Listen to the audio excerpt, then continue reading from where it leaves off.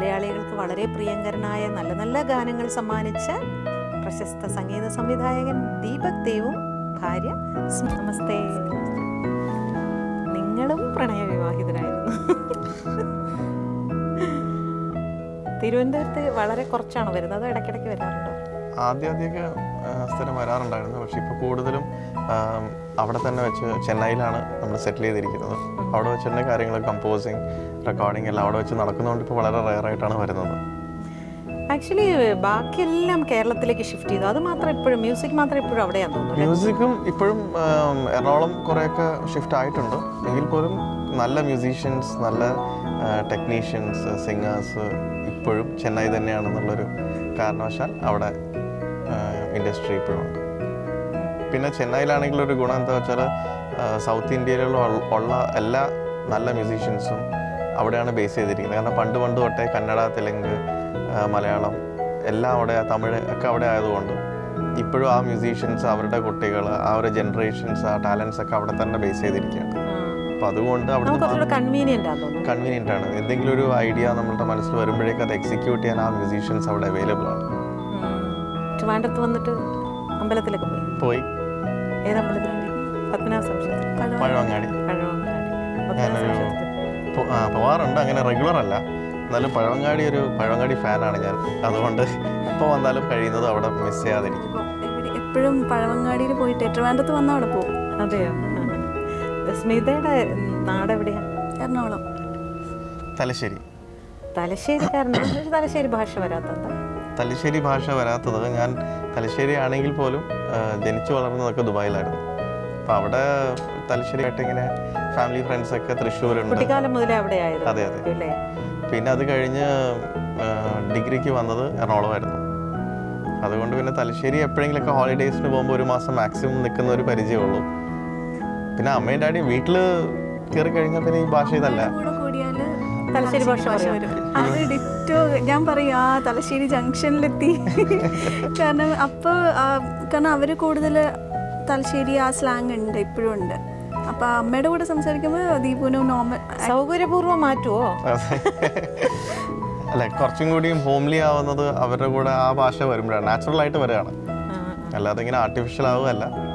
അമ്മയുടെയും ഡാഡിയുടെയും അനിയൻ്റെയും ഒക്കെ കൂടെ കൂടുന്ന സമയത്ത് ഇവള് പറഞ്ഞ് കളിയാക്കും, ഞാൻ തലശ്ശേരി ജംഗ്ഷനിൽ പോയിരിക്കുന്ന ഒരു ഫീൽ ഉണ്ട്. ഭയങ്കര മൂഡ് ഓഫ് ആയിരിക്കുന്ന സമയത്ത് മ്യൂസിക് ചെയ്യാൻ പറ്റും? മൂഡ് ഓഫ് ആയിരിക്കുന്ന സമയത്ത് മ്യൂസിക് ചെയ്യാൻ പറ്റുമെന്ന് വെച്ചാൽ, അപ്പോൾ അങ്ങനത്തെ ഒരു സിറ്റുവേഷനിൽ മ്യൂസിക് ചെയ്യുന്നത് വേറൊരു എഫക്റ്റാണ്, ഒരു റിലാക്സേഷൻ എന്ന് പറയുന്നൊരു കാര്യമുണ്ട്. നമുക്കൊരു സെൽഫ് റിലാക്സേഷൻ അത് ഒരുപാട് ഹെൽപ്പ് ചെയ്യും തോന്നുന്നു അല്ലേ? തീർച്ചയായും. ആ ഒരു ഗ്യാതറിങ് നമ്മളെല്ലാവരും കൂടെ ഇരിക്കും, അതല്ലേ കുറച്ച് നേരം എനിക്ക് തോന്നുന്നു അത് മറക്കാൻ പറ്റില്ലേ? ഞാൻ ചിലപ്പോൾ വിചാരിക്കും ഇൻസ്ട്രുമെന്റ്സ് ഒക്കെ പ്ലേ ചെയ്യുന്നവരെ അല്ലാതെ മൂഡ് ഓഫ് ആയിരിക്കുമ്പോൾ കുറച്ച് നേരം ഇൻസ്ട്രുമെന്റ്സ് പ്ലേ ചെയ്താൽ അതൊരു യോഗ മാതിരിയാണോ? അല്ലേ, ഒരു മെഡിറ്റേഷൻ പോലെയാണോ അത് നമുക്ക് വേറൊരു ഇമ്പാക്റ്റ് ആണ്. കാരണം കുറച്ച് നേരത്തേക്ക് ഫോക്കസ് വേറെ ഒരു പോയിന്റിലേക്ക് മാറുകയാണ്. അങ്ങനെ ചെയ്തിട്ടുണ്ടോ ഏതെങ്കിലും പാട്ട്? അങ്ങനെ വല്ലാത്ത ഒരു ഡിസ്റ്റർബ്ഡ് മൂഡിൽ ചെയ്തിട്ടുണ്ട്? ഇല്ല. എന്താന്ന് വെച്ചാല് അങ്ങനെ വല്ല പാട്ട് ഹിറ്റായെന്ന് ഞാൻ പറയുകയാണെങ്കിൽ, ഇനി അങ്ങനത്തെ ഒരു സിറ്റുവേഷൻ വരികയാണെങ്കിൽ എന്നെ ആൾക്കാർ വെറുതെ ഡിസ്റ്റർബ് ചെയ്യും. അതിന്റെ പ്രൊഡ്യൂസറും ഡയറക്ടറൊക്കെ അത് വേണ്ട, അത് ഞാൻ തന്നെ അറിഞ്ഞാൽ മതി. ഓക്കെ, അപ്പൊ അത് സ്വകാര്യമായിട്ടിരിക്കട്ടെ. പക്ഷെ ഉണ്ട്, 1-2 ഉണ്ട് അങ്ങനെ. പ്രണയിച്ച് നടക്കുന്ന സമയത്താണോ? അല്ലല്ല, പ്രണയിച്ച് നടക്കുന്ന സമയത്ത് ഞാൻ മ്യൂസിക് ഡയറക്ടർ. ഇപ്പോഴും പ്രണയമുണ്ട് കേട്ടോ, അതിന്റെ മുകളിൽ എന്നെ പിടിക്കാൻ നോക്കണ്ട. പക്ഷെ ആ സമയത്ത് കല്യാണത്തിന് മുമ്പേ അങ്ങനെ മ്യൂസിക് ഡയറക്ടർ ആയിട്ടില്ല. മ്യൂസിക് ഡയറക്ടറായി ആദ്യത്തെ പടം ഇറങ്ങുന്നതിന്റെ തൊട്ട് മുമ്പെയാണ് കല്യാണം കഴിയുന്നത്. ഓ, അത് ശരി. നിങ്ങൾ എങ്ങനെയാ കണ്ടുമുട്ടുന്നത്? എൻ്റെ അമ്മ സിംഗറാണ്. അപ്പം അമ്മ റെക്കോർഡിംഗ് സ്റ്റുഡിയോയിൽ പാടാൻ പോയപ്പോൾ ഞാൻ കൂടെ പോയതാണ്. ആണോ? അവിടെ വെച്ചിട്ട് ദീപകിന്റെ മ്യൂസിക്കിൽ പാടാൻ പോയത്? അല്ലല്ല, വേറൊരു മ്യൂസിക് ഡയറക്ടറിന്റെ. അപ്പൊ ആ മ്യൂസിക് ഡയറക്ടറുടെ പേര് ഓർമ്മയുണ്ടോ? മുരളീകൃഷ്ണ. ആ മ്യൂസിക് ഡയറക്ടറിന്റെ ഇതിന് അമ്മയും മോളും വന്നതാണ്. അമ്മയ്ക്ക് കൂടെ പോയതാണ് ഞാൻ. അപ്പോൾ ആ മ്യൂസിക് ഡയറക്ടറിനെ അസിസ്റ്റ് ചെയ്തത് ദീപുവാണ്. അവിടെ വെച്ച് കണ്ട് പരിചയപ്പെട്ടു. മ്യൂസിക് ഡയറക്ടർ അമ്മയെ പാട്ട് പഠിപ്പിച്ചു, പാട്ട് ട്യൂൺ പഠിപ്പിച്ചു, ഞാൻ മോളെ ട്യൂൺ ചെയ്തു. അത് തന്നെ സംഭവിച്ചത്. കുറച്ചായിട്ട് അവിടെ അങ്ങ് തുടങ്ങി. എന്നിട്ട് അന്ന് ഫ്രണ്ട്ഷിപ്പായി. അന്ന് ഫ്രണ്ട്സ്. എത്ര കാലം ഫ്രണ്ടായിരുന്നു? ഇല്ല, അധികം താമസിക്കാണ്ട് തന്നെ പറഞ്ഞു. അമ്മയോട് പറഞ്ഞു? അമ്മയോട് പറഞ്ഞില്ല, ദീപു ഉള്ളിലുള്ള കാര്യം എൻ്റെ അടുത്ത് പറഞ്ഞു. പിന്നെ ദീപു ആണോ ആദ്യം പറഞ്ഞത്? ഞാൻ തന്നെ ആയിരിക്കും ആദ്യം പറഞ്ഞത്. അത് മറന്നു. കോളേജിൽ എപ്പോഴും ഇവൾ എൻ്റെ മുന്നാലെ തന്നെ പൊക്കോണ്ടിരിക്കുകയായിരുന്നു. അപ്പൊ അങ്ങനെയുള്ള സമയത്ത് ഇല്ല, കോളേജിൽ ഞാൻ സെന്റ് ട്രീസാസിലാണ് പഠിച്ചുകൊണ്ടിരുന്നത്. പ്രീ ഡിഗ്രി സെക്കൻഡ് ഇയറിനാണ് ഇത് നടക്കുന്നത്. പിന്നെ ഡിഗ്രി ഞാൻ സേക്രഡ് ഹാർട്ട് കോളേജിലേക്ക്. ദീപു ഇങ്ങോട്ട് മാറിയോ? സെന്റ് ട്രീസാസിലോ? അല്ല, സോറി, ഞാൻ ചോദിച്ചു കൊച്ചിയിലേക്ക് മാറിയോ? അവിടെ വെളിയിലായിരുന്നു എന്ന് പറഞ്ഞോണ്ട്. അതെ അതെ, ഞാൻ 12th വരെ ദുബായിലായിരുന്നു. അത് കഴിഞ്ഞ് ബികോം ചെയ്യാനായിട്ട് തേവര കോളേജിലേക്ക് വരാം. മെയിൻലി വരാൻ കാരണം ദുബായിൽ മ്യൂസിക്കിന് അത് വിട്ട് ഇവര് കോളേജിൽ പോകുമ്പോ അതുവഴി പോണതിന്. ഇവരുടെ കോളേജിലല്ലോ സേക്രഡ് ഹാർട്ട്, അത് എന്റെ കോളേജ്. ഞാൻ എപ്പോഴും പിന്നാലെ ഉണ്ടാവും പറഞ്ഞോട്ട്. അല്ലല്ല, ഞാൻ പിന്നാലെ എന്ന് പറഞ്ഞില്ല, ഇവിടെ എന്റെ മുന്നാലെ പറഞ്ഞു. അത് നിങ്ങൾ പിന്നാലെ ആക്കുകയാണ് എന്നെ. അല്ലല്ല, ഞാൻ സെന്റ് ട്രീസാസിൽ പഠിച്ചുകൊണ്ടിരിക്കുമ്പോഴാണ് കാണുന്നത്. ആ സമയത്ത് ദീപു ഡിഗ്രി ഫസ്റ്റ് ഇയറിന് അവിടെ വന്ന് ജോയിൻ ചെയ്തു, തേവര സേക്രഡ് ഹാർട്ട് കോളേജിൽ. പിന്നെ പ്രീ ഡിഗ്രി കഴിഞ്ഞപ്പോൾ ഞാൻ ആ കോളേജിലേക്ക് പോയി. അപ്പൊ പിന്നെ സൗകര്യമാവുമല്ലോ. പ്രണയിച്ച് കഴിഞ്ഞിട്ട് പിന്നെ എല്ലാം സെറ്റിൽ ചെയ്ത് കഴിയുമ്പോൾ ഇത് പറയാൻ എന്താ എത്ര മടി? ഞാൻ പിന്നാലെ പോയില്ല. അതെന്താ ഇത്ര ചമ്മല്? ചമ്മലല്ല, അത് ഈ മുമ്പും അതുവരെ എന്തൊരു അത് പറയാൻ മറ്റുള്ളവരെ അറിയിക്കാനുള്ള ഒരു വ്യഗ്രതയായിരിക്കും എല്ലാവർക്കും. അത് കഴിഞ്ഞ് കല്യാണം ഞാനാണോ പറഞ്ഞ ഐ ലവ് യു? നീ അല്ലേ പറഞ്ഞത്? ഭയങ്കര ആർഗ്യുമെന്റാ. ഇവിടെ അങ്ങനെ ഐ ലവ് യു എന്നുള്ളൊരു കാര്യം അങ്ങനെ പറഞ്ഞിട്ടൊന്നുമില്ല. അതാണ് ഇതിൻ്റെ ഒരു പ്രത്യേകത. അത് രണ്ടുപേരും മനസ്സിലാക്കി. പിന്നെ ഒരു സിറ്റുവേഷൻ വരുമ്പം അതിങ്ങനെ കൂടുതലും അത് അറിയിക്കുന്നതെന്ന് പറഞ്ഞാൽ സ്മിതയുടെ വീട്ടിൽ ആലോചനയൊക്കെ നോക്കി തുടങ്ങി. ഒരേ പ്രായമായതുകൊണ്ട്, അതായത് 1 വയസ്സിൻ്റെ വ്യത്യാസമേ ഉള്ളൂ. ഞാൻ ഫൈനൽ ഇയർ പഠിക്കുമ്പോൾ സ്മിത സെക്കൻഡ് ഇയറാണ്. ആർട്സ് എക്കണോമിക്സ്, ഞാൻ ബികോം. അപ്പം സ്വാഭാവികമായിട്ട് ഒരേ പ്രായം, അറൗണ്ട് ഈ പ്രായമാകുമ്പോൾ വീട്ടിൽ നോക്കുമല്ലോ. നോക്കി തുടങ്ങിയപ്പോഴാണ്. നിങ്ങൾക്ക് കാസ്റ്റ് ഡിഫറൻസ് ഉണ്ടോ? ഇല്ല, ലക്കിലി അതൊക്കെ സേഫായിരുന്നു. ഒരടിക്കുള്ള അവസരം പോയി. ഒരു അടി വേസ്റ്റ് ചെയ്തു. എനിക്കും ഒരു ചോദ്യത്തിനുള്ളൊരു ഇല്ല, ഞങ്ങളുടെ വീട്ടുകാർക്കെന്ന് പറഞ്ഞു കഴിഞ്ഞാൽ ആകെ ഉണ്ടായിരുന്ന ഒരു പ്രോബ്ലം ഏജ് ഡിഫറൻസ് ഇല്ല. ദീപു എപ്പോൾ സെറ്റിലാവും, എങ്ങനെയാണ് ആൺകുട്ടികൾ എങ്ങനെ എന്താണെന്നൊന്നും അറിയില്ലല്ലോ. ആ ഒരു ഇത് മാത്രമേ ഉണ്ടാവുള്ളൂ. അല്ല വേറെ ബാക്കി എല്ലാ രീതിയിലും. അന്ന് തന്നെ ദീപുവിന് നല്ലൊരു എയിം ഉണ്ടായിരുന്നു. അതിലൊരു വിശ്വാസം ഉണ്ടായിരുന്നു. ദീപുവിൻ്റെ ഡാഡി എൻ്റെ വീട്ടിൽ വന്നു കഴിഞ്ഞപ്പോൾ ആദ്യം എന്നോട് ചോദിച്ചത്, നീ 5 years വെയിറ്റ് ചെയ്യണം. ഞാൻ പറഞ്ഞു ഓക്കെ, റെഡിയാന്ന് പറഞ്ഞു. അത് എനിക്ക് ആലോചിക്കാനേ ഉണ്ടായിരുന്നില്ല. പക്ഷെ 5 വർഷമൊന്നും വെയിറ്റ് ചെയ്യേണ്ടി വന്നില്ല. ഒരനിയൻ ദീക്ഷിത് എന്നാണ് പേര്. എനിക്കൊരു അനിയൻ സ്മിജിത്ത്. രണ്ടുപേരുടെ വീട്ടിൽ ഒരുപോലെയാണല്ലേ? രണ്ടുപേരും. എന്നിട്ട് ഇപ്പൊ നിങ്ങൾ ചെന്നൈയിൽ സെറ്റിൽ ചെയ്തു. കുട്ടികൾ? 2 കുട്ടികൾ. 2 പെൺകുട്ടികൾ. മൂത്താള് ദേവിക, രണ്ടാമത്താള് പല്ലവി. ഈ വല്ലാതെ ബിസി ആവുമ്പോൾ നമുക്ക് മിസ് ചെയ്യുന്നു, ലൈഫ് മിസ് ചെയ്യുന്നുണ്ടോ?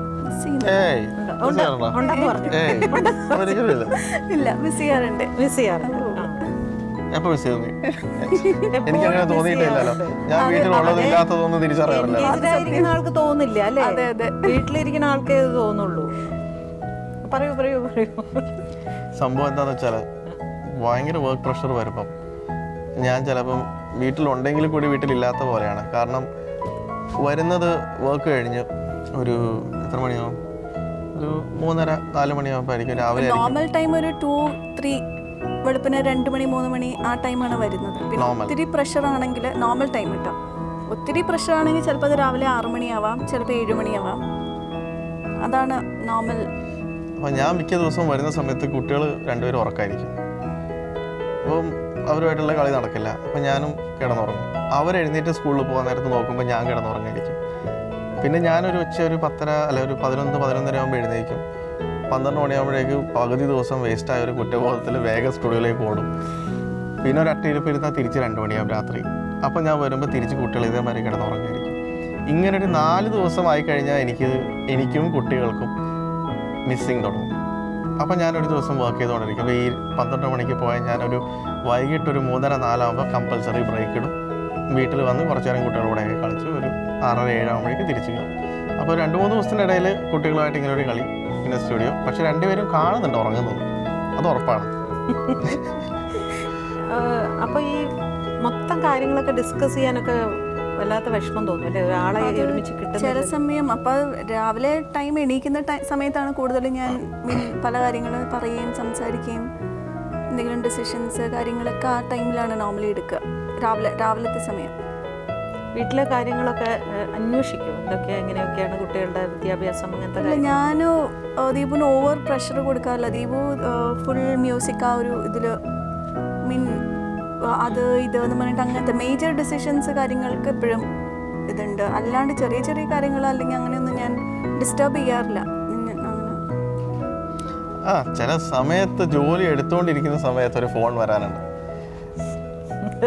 ഒരാവശ്യമില്ലാത്ത ചില സില്ലി കാര്യങ്ങളായിരിക്കും ചോദിക്കുന്നത്. അത് ഞാനിത് കഴിയാനായിട്ട് വെയിറ്റ് ചെയ്യുന്നത്, അതൊന്ന് ചോദിക്കാനായിട്ട്. അപ്പൊ അങ്ങനത്തെ സമയത്ത് ഞാൻ ചിലപ്പം പ്രതീക്ഷിക്കാത്ത ഒരു ബോംബ് അവിടെ നിന്ന് കിടും. ഇത് ചോദിക്കാനാണ് ഞാൻ ഈ കമ്പോസ് ചെയ്യുന്നതിൻ്റെ ഇടയിൽ വിളിച്ചത്, അതങ്ങ് എന്തെങ്കിലും ഒന്ന് തീരുമാനിച്ച് ചെയ്യും. അങ്ങനെ ചെയ്ത് കഴിഞ്ഞാൽ ചില സമയത്ത് വളരെ ഇമ്പോർട്ടൻ്റ് ആയിട്ടുള്ള ചില കാര്യങ്ങൾ എൻ്റെ അടുത്ത് ചോദിക്കാണ്ടെങ്കിൽ ചെയ്യും. ഇന്നാള് വിളിച്ചപ്പോൾ പ്രശ്നമായിരുന്നു, ഇപ്പൊ വിളിച്ചില്ലെങ്കിൽ പ്രശ്നമാണ് എന്നൊക്കെ പറയും. ചില സമയത്ത് പക്ഷെ അങ്ങനെ കാര്യമായിട്ടുള്ള ബ്ലണ്ടേഴ്സ് ഒന്നും സംഭവിക്കാറില്ല. എന്നാലും ഒരു ബാലൻസിൽ പോകുന്നു. എന്നാലും ലൈഫ് ഒരു കുറച്ചൊരു എപ്പോഴും ഫ്രഷ് ആയിരിക്കാനായിട്ട് ഒരു ഒരുമിച്ച് ട്രാവൽ അതൊക്കെ പോകാം. അങ്ങനെ വരുന്ന സമയത്ത് നമ്മൾ കുറച്ച് പരസ്പരം ആകെ ഡിസ്കണക്റ്റഡ് ആവുന്ന ഒരു ഫീലിംഗ് വരുമ്പോൾ ഒന്നൊരു 1 വീക്ക് നിർത്തിയിടും. അങ്ങനെ ഈയിടെ നമ്മൾ അങ്ങനെ അധികം ദൂരമൊന്നും പോവില്ല, ചുറ്റുവട്ടത്ത് തന്നെ. നമ്മൾ ഇടയ്ക്ക് പോണ്ടിച്ചേരി പോകും, അല്ലെങ്കിൽ ഇപ്പം നമ്മൾ ഇയർക്കാട് പോയി. അപ്പം അങ്ങനെ എബ്രോഡ് നമ്മൾ 2-3 വർഷം മുമ്പേ 3 വർഷമായോ US പോയിരുന്നു. പിന്നെ അച്ഛനും അമ്മയും ഇപ്പോഴും ദുബായിലായതുകൊണ്ട് ഇടയ്ക്ക് ദുബായിൽ പോകും. അപ്പോൾ ഈ പോക്കൊക്കെ ഒരു റിഫ്രഷ്മെൻ്റ് ആണ് വർക്കിൻ്റെ ഇടയിൽ. കാരണം മൊത്തം അല്ലെങ്കിൽ ഈ മ്യൂസിക് മാത്രം ആവുമ്പോൾ അതിൽ നിന്നും ഭാര്യയ്ക്ക് മ്യൂസിക് സെൻസ് ഉണ്ട്. പിന്നെ സജഷൻസും കമൻസും പറയും. ഭാര്യയുടെ കമൻസിന് ഒരു പ്രത്യേകത ഉണ്ട്, അത് ഞാനിപ്പോൾ പറഞ്ഞുതരാം. അത് എൻ്റെ ഭാര്യയുടെ ഒരു പ്രത്യേകത എന്താണെന്ന് വെച്ചാൽ, എൻ്റെ ഭാര്യയ്ക്ക് ഒരു പാട്ട് ഇഷ്ടപ്പെട്ടില്ലെങ്കിൽ ആ പാട്ട് സൂപ്പർ ഹിറ്റാണ്. അത് ഏതെങ്കിലും ഒരു പാട്ട് ഞാൻ ചെയ്ത് എൻ്റെ ഭാര്യ ഇത് സാധാരണ ഒരു പാട്ട് പോലെ ഇരിക്കുന്നു എന്ന് പറഞ്ഞാൽ എനിക്കൊരു ആശ്വാസം വരാനുണ്ട് മനസ്സിൽ. ഈ പാട്ട് ഹിറ്റാവും. നേരെ മറിച്ച് എൻ്റെ ഭാര്യ ഈ പാട്ട് ഇഷ്ടപ്പെട്ട് വീട്ടിൽ മാടിക്കൊണ്ട് നടക്കുന്ന കണ്ടാൽ എനിക്ക് ടെൻഷനാണ്. ഈ പാട്ടിൻ്റെ കഥയോ അതുപോലെ ആവുമോ? പക്ഷേ ചില സമയത്ത് ഒരു ഉദാഹരണം പറഞ്ഞ, നീ ഏത് പാട്ടാണ് നിനക്ക് തീരെ ഇഷ്ടപ്പെടാതിരുന്ന ഒരു പാട്ട് ഏതായിരുന്നു? അല്ല അതവർക്ക് ഭയങ്കര ഇഷ്ടമാണ്. അത് രണ്ടും കൂടി യോജിച്ചു വന്നു. അവർക്കും ഇഷ്ടപ്പെട്ടു, നാട്ടുകാർക്കും ഇഷ്ടപ്പെട്ടു. പിന്നെ പിച്ച വെച്ച നാള് ചെയ്ത് കഴിഞ്ഞ ഉടനെ എൻ്റെ അടുത്ത് ചോദിച്ചു, ഇതെന്ത് പാട്ടത്, ഇത് സാധാരണ ഒരു പാട്ട് പോലെ ഇരിക്കുന്നത്. ഞാൻ പറഞ്ഞ സ്ഥലം നീ അങ്ങ് സഹിച്ചാൽ മതി, ഇതങ്ങ് ഇറങ്ങിയിട്ട് ഇല്ലില്ല, അങ്ങോട്ടാണ് ഇത് തെളിയുന്നത്, അതോടെയാണ് ഇത് തെളിയിക്കപ്പെടുന്നത്. ഞാൻ പറഞ്ഞു നീ അത് സഹിച്ചാൽ മതി, നാട്ടുകാർ സഹിച്ചോളൂ ഈ സാധനം ഇറങ്ങിക്കഴിഞ്ഞാൽ. നീ കേൾക്കണ്ട, ഈ പാട്ട് ഒഴിച്ച് ബാക്കിയൊക്കെ നീ കാസറ്റിൽ കേട്ടാൽ മതി, CD കേട്ടാൽ മതി. ഇറങ്ങിക്കഴിഞ്ഞപ്പോൾ ആ വർഷത്തെ അവാർഡുകളൊക്കെ ഈ പാട്ടിന്. അപ്പോൾ ഞാൻ കേൾപ്പിക്കുമ്പോൾ എനിക്ക് ടെൻഷനാണ്. കേട്ട് കഴിഞ്ഞാൽ കുഴപ്പമില്ല എന്നൊക്കെ പറഞ്ഞു കഴിഞ്ഞാൽ അവർക്ക് ഇഷ്ടപ്പെട്ടില്ല. പക്ഷെ ചിന്നി ചിന്നി മിന്നിത്തിളങ്ങുന്നുള്ള പാട്ട് നമ്മൾ ഫസ്റ്റ് കേട്ടപ്പോഴേ ഭയങ്കര ഇഷ്ടപ്പെട്ടു. അത് പാടി തുടങ്ങി, വീട്ടിൽ കുട്ടികളൊക്കെ പാടി, അത് അതുപോലെ ഹിറ്റും ആയപ്പോഴാണ് എനിക്കൊന്ന് തിരിച്ച് സമാധാനമായത്. നിങ്ങൾ പ്രണയിച്ച് നടക്കുന്ന സമയത്ത് പാട്ട് പാടിത്തരുമോ? ഇല്ല, ഞാൻ അന്നും ഇന്നും പാടില്ലല്ലോ. മൂളിപ്പാട്ട് പോലും വീട്ടിൽ പാടാറില്ല? ഇല്ല, ഞാൻ പാടുന്നത് കുട്ടികൾ പോലും കേട്ടിട്ടില്ല, ഡയറക്ടേഴ്സ് മാത്രമേ കേട്ടിട്ടുള്ളൂ. ഇവളും കേട്ടിട്ടില്ല ഞാൻ പാടുന്നത്. ചമ്മല ദീപു പാടിയത് ഞാൻ കേൾക്കുമ്പോൾ ഭയങ്കര ഒരു ചമ്മലാണ്. ആർക്ക്? ദീപൂര് ചമ്മല. എനിക്ക് പോയി. ഞാൻ വിചാരിച്ചു ഇനി പാടുന്നവനോന്നാണോ ഇല്ല കേൾക്കുന്നവനും ചപ്പി തുടങ്ങിയതല്ലേ? ഭയങ്കര സംഗീതജ്ഞ ആയതുകൊണ്ടേ ഇല്ല അങ്ങനത്തെ കുഴപ്പമൊന്നുമില്ല. ഇല്ല, ഞാൻ അതിനുള്ളൊരു അവസരം ഉണ്ടാക്കിയിട്ടില്ല. വഴക്കൂടോ വീട്ടില്? വഴക്ക് എപ്പോഴെങ്കിലൊക്കെ ചെറിയ രീതിയിൽ, അത്രേ ഉള്ളൂ. ചെറിയ രീതിയിൽ. എന്താണ് വഴക്കിനൊരു കാരണം? നിങ്ങൾ ഭയങ്കര സീരിയസ് ആയിട്ടുള്ള വഴക്കൊന്നും ഇവിടെ പറയണ്ട. അങ്ങനെ ഞങ്ങൾക്ക് ഒരിക്കലും സീരിയസ് ആയിട്ടുള്ള വഴക്കൊന്നും ഇല്ല. നമുക്ക് നിസാര കാര്യങ്ങളായിരിക്കും. വലിയ കാര്യത്തിനൊന്നും വഴക്കൊന്നും കൂടാറില്ല, അതേ ചിരിച്ചു കളയും. ചെറിയ കാര്യത്തിനായിരിക്കും ചിലപ്പോൾ വലിയ അടിയായി മാറുന്നത്. അങ്ങനത്തെ ഉദാഹരണം പറയാനുള്ള വഴക്ക് വല്ലതും ഉണ്ടോ? ഉദാഹരണം പറഞ്ഞാൽ നിങ്ങളുടെ ഒരാഴ്ച മാറിക്കോട്ടെ എപ്പിസോഡിൽ, അതുകൊണ്ട് അത്രമാത്രം ഉണ്ടാവും. അതുകൊണ്ട് അത് കാര്യമായിട്ടുള്ള ഒരു പ്രശ്നമാണ്. ആരാ ദേഷ്യം ദേഷ്യപ്പെടുന്ന സ്വഭാവമുള്ള ആള്? ദീപുവിന് ഭയങ്കര ക്ഷമയുണ്ട്. ആണോ? സ്മിതയ്ക്ക് നല്ല ദേഷ്യം വരുന്ന കൂട്ടത്തിലാണോ? എനിക്ക് ദേഷ്യം വരും, പക്ഷെ ദേഷ്യം എന്ന് പറഞ്ഞാൽ കുട്ടികളുടെ അടുത്ത് ഭയങ്കര ദേഷ്യം. അത് എനിക്ക് കാണുമ്പോൾ ദേഷ്യം പിടിക്കും. കാരണം പഠിക്കുന്ന സമയത്തായിരിക്കും. അല്ല, പഠിക്കുന്ന സമയത്ത് രണ്ടുപേരുടെയും കൂടെ അടി കാണുമ്പോഴാണ് എനിക്ക് ദേഷ്യം വരും. മിക്കപ്പോഴും ഈ അടി എത്ര ഡിഫറൻസ് ഉണ്ട് കുട്ടികൾ? 3 വയസ്സ്. അപ്പം ഞാൻ കാണാത്ത പല ടൈപ്പ് അടികൾ അമ്മ കാണാറുണ്ട് വീട്ടിൽ. ഞാൻ വരുന്ന സമയത്ത് അല്ലെങ്കിൽ സാറ്റർഡേ സൺഡേസ് ഒക്കെ കുട്ടികൾ ഭയങ്കര ഡീസെന്റാ. ഒരു പ്രശ്നങ്ങളെ കുറിച്ചാണോ ഇതൊക്കെ? അതന്നെ, ഞാൻ വരുമ്പോൾ രാവിലെ എഴുന്നേൽക്കുമ്പോൾ തന്നെ ഇതിനെപ്പറ്റി 2 പരാതി ആയിരിക്കും ഞാൻ കേൾക്കുന്നത്. ഞാൻ ഈ ഉറക്കൊക്കെ കഴിഞ്ഞ് എഴുന്നേറ്റ് വരുന്ന സമയത്ത് തന്നെ ദേവുവിൻ്റെ കാര്യം ഒരു രക്ഷയില്ല, അവൾ പറഞ്ഞതൊന്നും അനുസരിക്കുന്നില്ല, പവി ഇങ്ങനെ പറഞ്ഞു. അപ്പോൾ ഞാൻ പറയും 2 എത്ര വയസ്സുണ്ട്, നീ ഇതൊക്കെ എഴുന്നേൽക്കുമ്പോൾ തന്നെ പറഞ്ഞ് എന്നെ എന്തിനാ ഔട്ടാക്കണം. അപ്പം ഞാൻ മിക്കപ്പോഴും ഇത് കാണാറില്ല. പക്ഷെ ചില സമയത്ത് 2 പിടിവിടും. ഞാനുള്ള വീട്ടിലുള്ള കാര്യം മറക്കും. അപ്പം ശരിക്കും ഒരു രംഗം കാണും. കറക്റ്റ് ഒറിജിനൽ സ്വഭാവം അപ്പോഴാണ് ദീപു കാണുക. ഇപ്പൊ ഇങ്ങനെയുണ്ട്, ഞാൻ പറയുമ്പോൾ വിശ്വാസമാവില്ലല്ലോ എന്ന് പറഞ്ഞ് പിന്നെ അതിനു വേണ്ടി ഞങ്ങൾ തമ്മിൽ അടിയാം. പാട്ട് പാടുമോ സ്മിത? പാട്ട് പാടും എന്ന് പറഞ്ഞാൽ ഒരു പ്ലേ ബാക്ക് സിംഗിങ് ഒന്നും ഇല്ലെങ്കിലും അത്യാവശ്യം ശ്രുതി ചേർന്നൊക്കെ തന്നെ പാടുമോ? ഇപ്പൊ പഠിക്കും. ദീപകിനല്ലേ സ്മിതയുടെ മുമ്പേ പാടാൻ ചമ്മല്? സ്മിതയ്ക്ക് ദീപകിന്റെ മുമ്പേ പാടാൻ ഒരു ചമ്മലും. അയ്യോ, ഞാൻ പാടിക്കഴിഞ്ഞ 100,000 കുറ്റങ്ങളുണ്ടാവും പറയാൻ. സാരമില്ല, എന്തായാലും സിനിമയിലൊന്നും പാടിപ്പിക്കാൻ പോകുന്നില്ല. ഇന്നത്തെ പാട്ട് ഒരു കുറ്റങ്ങളില്ലാത്തവരും ഞാൻ സഹിച്ചു എന്നായിരിക്കും. ചിലപ്പോ ഈ പാട്ട് കേട്ട് വേറെ ആരെങ്കിലും സ്മിതയെ പാടാൻ വിളിച്ചാലും അല്ലേ? പറയാൻ പറ്റില്ല. അത് ഭയങ്കര നല്ല വിശ്വാസമാണ്. പാടും. ചിമ്മി ചിമ്മി മിന്നി തിളങ്ങുന്ന വാരോട് കണ്ണെനക്ക്, പൂവരശു പൂത്ത കണക്കനെ അഞ്ചുന്ന ചേലനക്ക്, നട നട നടക്കണ്ട തീയം മുടിയടിക്കും നോക്ക്, വെള്ളിക്കിണ്ണം തുള്ളിത്തോളും ഒന്ന് ചേല്. ചിമ്മി ചിമ്മി മിന്നി തിളങ്ങുന്ന വാരോളി കണ്ണെനക്ക്, പൂവരശു പൂത്ത കണക്കനെ അഞ്ചുന്ന ചേലനക്ക്, നട നട നടക്കണ്ട തെയ്യം മുടിയടിക്കും നോക്ക്, വെള്ളിക്കിണ്ണം തുള്ളിത്തോളും വന്ന ചേല്.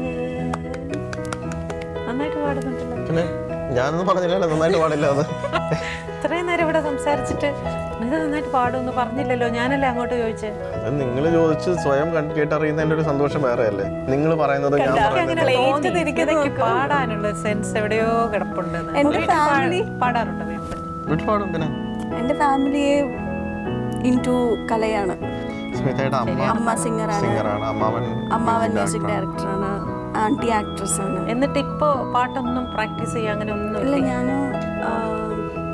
മ്യൂസിക് ക്ലാസ്സിന് പോകുന്നുണ്ട്, പക്ഷെ എനിക്ക് പ്രാക്ടീസിന് അങ്ങനെ ഒത്തിരി ഡെഡിക്കേഷൻ എനിക്ക് കിട്ടാറില്ല.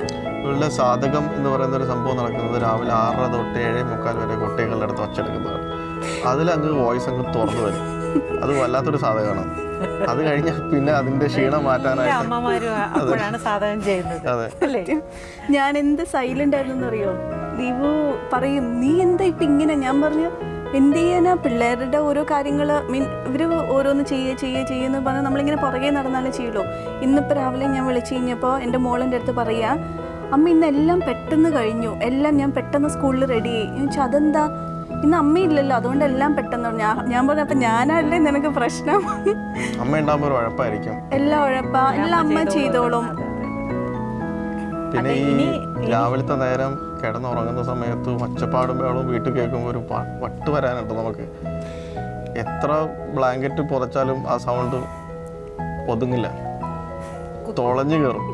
അമ്മയുടെ ഒച്ചയും കുട്ടികളുടെ കരച്ചിലും എല്ലാം കൂടി ആകുമ്പോൾ ഞാനൊരു എഴുന്നേറ്റ് ചാടി അങ്ങ് പുറത്ത് വന്നു. ഡൈനിങ് ടേബിളിൽ എടുത്തൊരു 4 കാണില്ല. ഞാൻ വരുന്ന ബഹളം കേൾക്കുമ്പോൾ 3 അവിടുന്ന് വാനിഷ.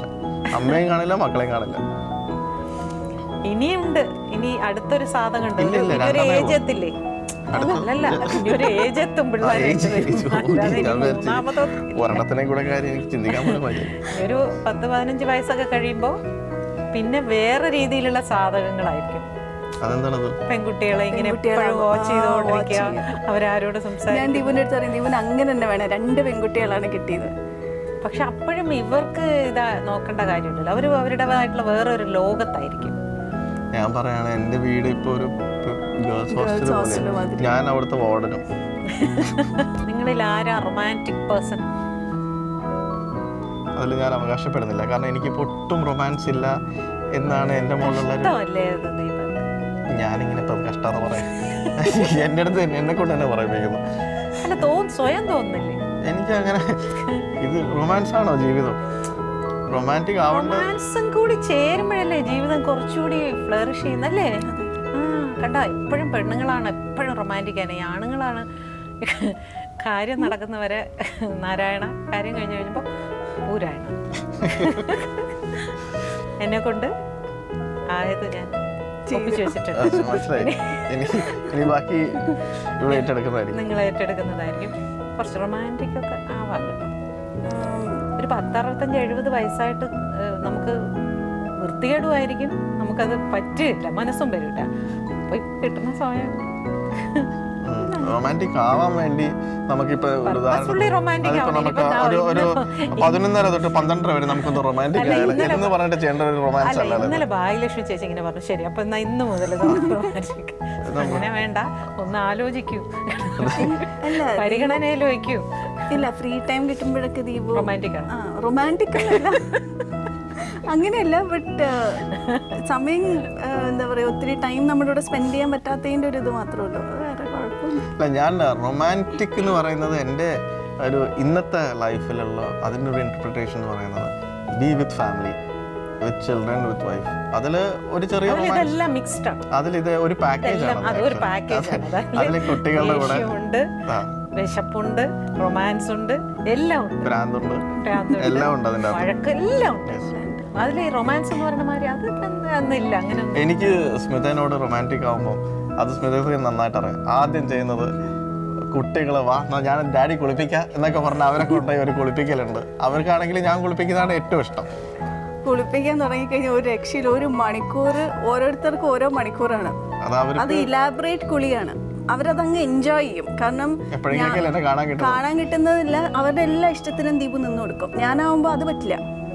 അപ്പോൾ അതുകൊണ്ട് പിള്ളേർക്ക് ഡാഡി കുളിപ്പിച്ചാൽ ഭയങ്കര ഹാപ്പി. അപ്പോൾ അങ്ങനെ കുറച്ച് ടൈം നമ്മളുടെ കൂടെയൊക്കെ സ്പെൻഡ് ചെയ്യുമ്പോൾ ആ ഫാമിലി മൂമെന്റ്സ് ആണ്. അതാണ് റൊമാൻസ്. ധാരാളം അല്ല, എപ്പോഴും കെട്ടിപ്പിടിച്ച് പൊന്നേന്ന് വിളിക്കണം. പിന്നെ വേറെ സംബന്ധിച്ച് എനിക്ക് കുക്കിംഗ് ഒന്നും അറിഞ്ഞില്ല. അപ്പൊ പിന്നെ അതുകൊണ്ട് അടുക്കളയിൽ കയറി ഹെൽപ്പ് ചെയ്യാന്നുള്ളൊരു സംഭവം, ആ തരം പരിപാടി ഞാൻ അത് തുടക്കമായി ഉണ്ടാക്കി. ദീപു ഫ്രീ ആയിട്ടിരിക്കുമ്പോൾ ഇപ്പൊ എന്തെങ്കിലും ഉണ്ടെങ്കിൽ ഞാൻ പറയും, ഇപ്പൊ ദോശയോ അല്ലെങ്കിൽ എന്തെങ്കിലും ഉണ്ടാക്കിക്കൊണ്ടിരിക്കുകയാണ്, ദീപുന് വേണ്ടി ഉണ്ടാക്കുകയാണെങ്കിൽ ഞാൻ പറയും ഇവിടെ ഇരിക്കുക, അടുക്കളയിൽ വന്നിരിക്കുക. അപ്പൊ ഞാൻ ചൂടോടുകൂടി ഉണ്ടാക്കി തരുകയും ചെയ്യാം. നമ്മളുടെ എനിക്ക് ഭയങ്കര ഇഷ്ടമാണ്. എല്ലാ സ്ത്രീകൾക്കും ഇഷ്ടമാണ്, എല്ലാ സ്ത്രീകൾക്കും ഇഷ്ടം. പരിഗണനയിൽ വെച്ചോളൂ. അപ്പോൾ അതുകൊണ്ട് ചില സമയത്ത് ലേറ്റ് ആയിട്ട് വന്നാലൊക്കെ അടുക്കളയിലിരുന്ന് അതിൻ്റെ മുകളിൽ മറ്റേ ബെഞ്ചിന്റെ മുകളിൽ കയറി ചപ്പടം പണിഞ്ഞിരിക്കും. അപ്പോൾ അവള് ഹാപ്പി. അങ്ങനത്തെ ചെറിയ ചെറിയ കാര്യങ്ങളൊക്കെ ഉള്ളൂ, കൊച്ചു കൊച്ചു സന്തോഷം. അപ്പോൾ കൊച്ചു കൊച്ചു സന്തോഷവും കൊച്ചു കൊച്ചു പിണക്കങ്ങളും നല്ല നല്ല പാട്ടുകളും ഒക്കെ ആയിട്ട് ജീവിതം മനോഹരമായിട്ട് പോട്ടെ. അപ്പോൾ സന്തോഷം. Thank you so much. Thank you so much.